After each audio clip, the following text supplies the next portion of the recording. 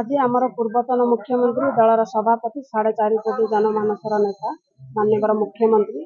पूर्वतन मुख्यमंत्री से आम आज आसीचु माँ तारा तारिणी पीठटार देह जो असुस्थ अच्छी बम्बई ठारे चिकित्सित होती से माननीय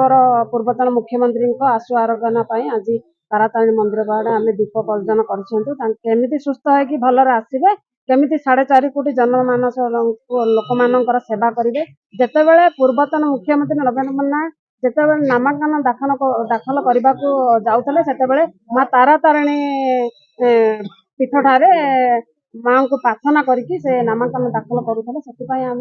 आशु आरोग्य कामना करुँच शीघ्र आसमर माननीय पूर्वतन मुख्यमंत्री तथा ओडिशार जननायक नेता आम बीजेडी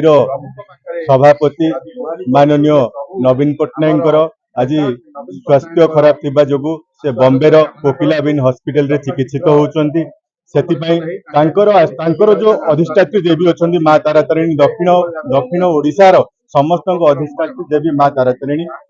तारिणी पाखरे आमे दीप जाली तांकर दीर्घायु एवं भल भाव केमती सुस्थ होइकी ओडिशा को पुणी फेरंतु ओडिशा को जो परिवार बोली भाविचंती से परिवार सदस्यंकर पुणी से दायित्व नियंतु बोली आमे माँ तारा तारिणी